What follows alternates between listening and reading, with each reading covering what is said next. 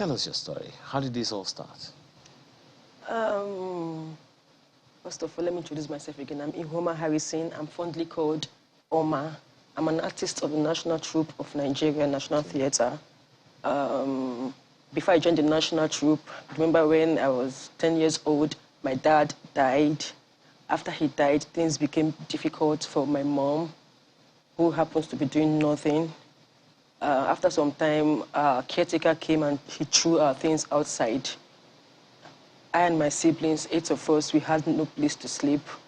I could remember my mother was sleeping in the church with one of my senior brother, and I and my younger ones, my mother took us to one of my auntie's place. Then my other older ones were sleeping at different points. Wherever they find themselves, they'll pass the night.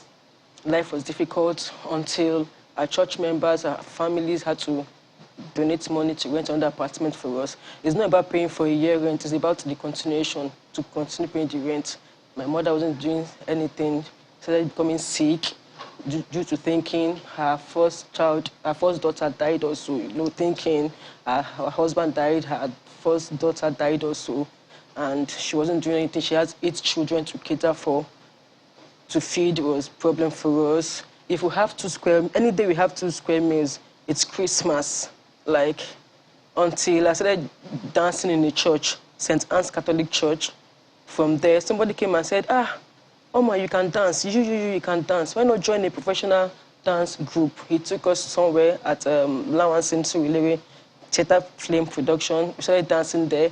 From there, I heard of the National Troupe audition, National Theatre. The National Troupe had never done an audition for freelance artists or for private dance artists. God did that because of me. He knew he wants me to be in the National Troupe. Then he made the government, okay, let's have audition for freelancer. That's how I went. Out of were more than 300 artists that went for the audition. They selected 40-something. I was among the 40-something they selected. That was how God used the art to start helping me. I started sending myself to school, help my family, and to the glory of God, I'm a graduate, Lagos State University. Interesting.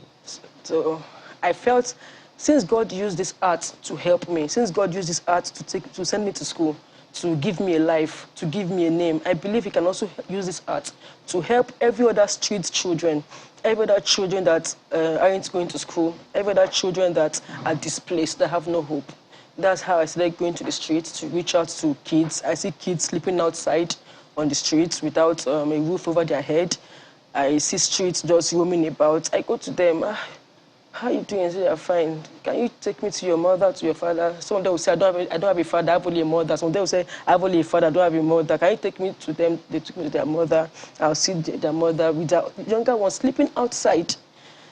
I felt, well, okay, ma, I can help you and your children. Let me take them off the streets.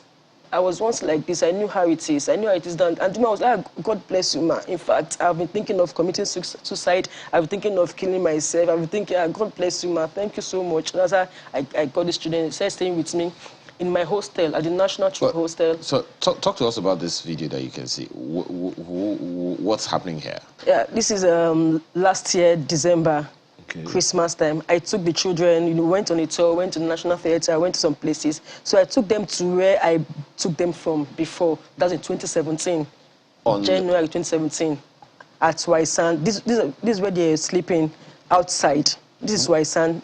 They were once sleeping outside. Where is this? Waisan at Ijora community. Ijora exists under that bridge. People slept? Till now, their parents are still there till now. Till now, till today, their parents are still there. Till today. The parents of these children? Yes, yes, sir. They're still there till today. So you took these ones off of the streets? Off the streets, yes, sir. At what age? What age? I know they say that women don't tell their age, but you're going to tell today. At what age did you decide that you wanted to become a humanitarian? Because that's what you are. Yes, sir. At what age did you decide that you want to begin to take children off of the streets because you were there? 26 years old. That's when 26? Yes, sir. Were you a graduate at the time already? No, sir. I was a graduate. I was earning 27,000 naira as a salary then. From where? The National Troupe, where I work. So from your own 27,000 naira, yes, sir. you were schooling? Yes, sir. You were feeding yourself? Yes, sir. Housing yourself? Yes, sir. And also taking other people in? Yes, sir. With 27,000 naira? Yes, sir.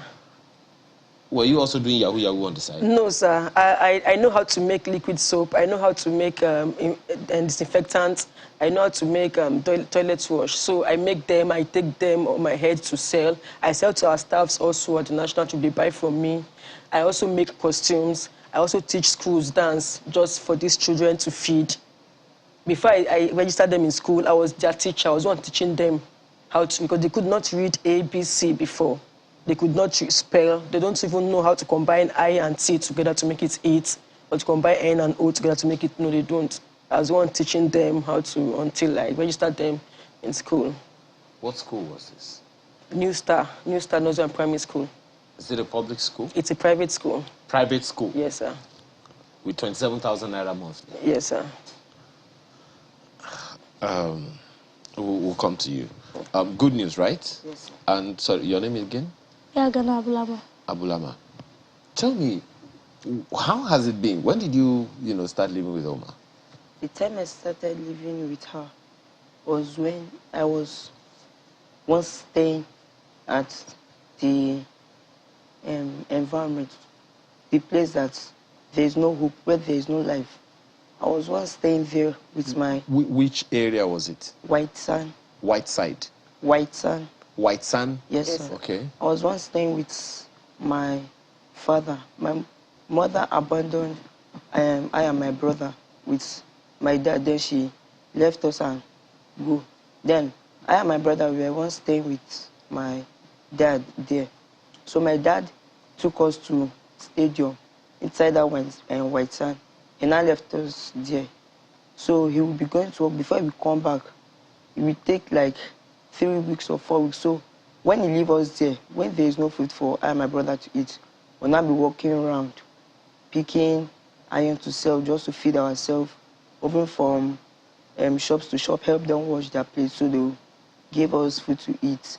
So one beautiful Sunday, I and my brother, we went to church. So when we came back from that church, we were waiting for our dad to come and give us money for food. So when we wait, we did not sing. We're now walking from each bus stop to bus stop because he do park his bus there. We don't have a house. We do sleep outside. So we're walking from each bus stop to bus stop if we are going to see his bus. So when we now finally see his What bus... did your dad do? He's a driver. Okay. So when we now finally see his bus, we now say that, why are we perambulating? We say that the money gave us for feeding us finished. So he now gave us money for food. And I said we should join him and sleep inside the bus. He do sleep because we don't have house to sleep. We do sleep inside the bus with him. So that is where we do sleep. Before, the owner of the bus was now complaining that he don't like how I and my brother is sleeping there. That he should look for another place and take us so we can't be sleeping.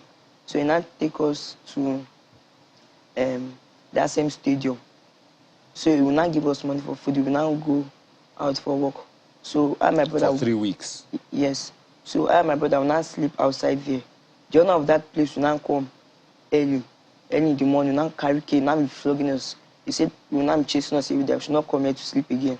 And we don't have any place. So we will now come back again. We're not going to sleep in the other up where people do sit down and watch them playing ball. How did you meet Oma? Okay, how I met her was one beautiful Sunday. I came back from church. One of my auntie told her about I and my brother. So she now decided to say, okay, fine, that she will help us.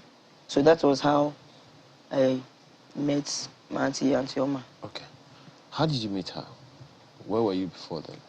I was once living in Wineside too.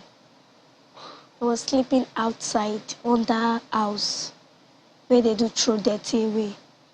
So one wonderful Sunday too, I went to my church. I did not know that she would come. So she called me and told me that, what's my name? And I told her my name is Yagana Abulama. And she said that, where is my mom? And I said that my mom is at home. She said that, okay, that I should take her to my mom. And I said that, okay. And I take her to, as we are going, I take her to my mom. So she asked my mom that, where is my mom? And I said that, okay, that I should take her to my mom. And I said that, okay. And I take her to, as we are going, I take her to my mom. So she asked my mom that, where is my mom? And I said that, okay, that I should take her to my mom. And I said that, okay. And I take her to, as she wants to be taking care of me, that she wants to be sending me to school. Then I don't know what is A sound, A, B sound, B. I don't know anything. I do pick something on the floor. I do steal. I don't even know what is read. Education service is not in my dictionary. How old were you then? I was 9 years old, yes. How old are you now? 10. So just 1 year ago? No, sir. Okay. I was 7. Okay. Yes, 7 years. You were 7 then? Yes, sir. So now I can read. Since when she have taken me away from that wine sign? How many of you were living in that white sand? Sir, we are much. Good news, like, how can you put a